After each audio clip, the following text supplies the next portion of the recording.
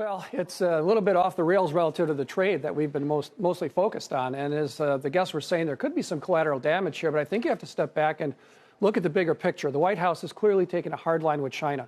And as a tech analyst, I have to kind of support that because we've seen China take intellectual property over the years. They've put a number of U.S. companies out of business. There is a long-term battle that's going on here. The Chinese trying to create their own indigenous technology business.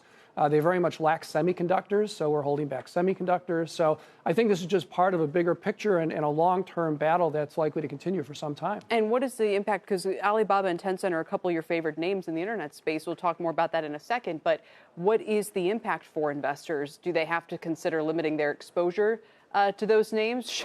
Should they think about playing along with the trade war by not doing that anyway? Yeah, I mean, potentially, if this continues, I'd be a little bit surprised. But obviously, it's a real issue. And, you know, the Chinese names are particularly prominent in the internet space. So that may be a place that over time we have to pull back from.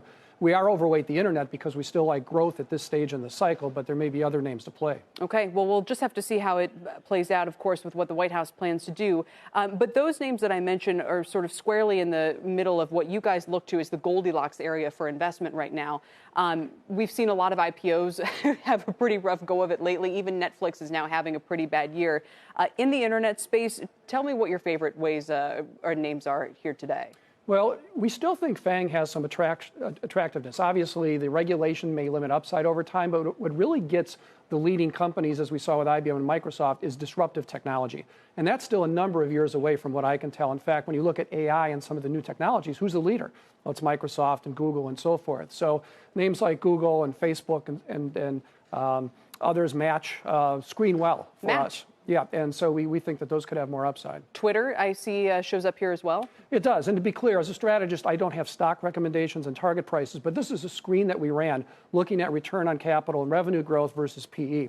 And these are some of the names that came out as being more attractive. And also you mentioned FANG as well and Microsoft, but MasterCard, Adobe, I mean, some of these have been very momentum-driven names where people might be concerned about the valuations at this point, but you say it still looks attractive to you.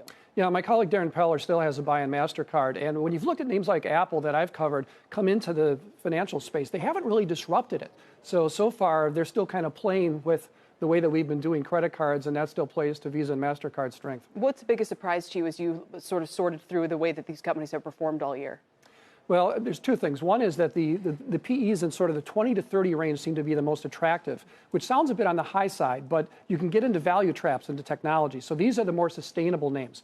The other is that we are underweight semiconductors, and you're seeing today with Micron some of that finally beginning to play out, where people have basically been discounting the improvement next year, and those stocks, particularly over the last 3 to 4 months, have really separated from the rest of technology. We think they've gotten a little bit ahead of themselves. But it's not a bad sign for the rest of the economy or the space? Well, the economy is clearly slowing, and the ISM new orders broke 50, and that's when you start to see PEs and earnings begin to collapse.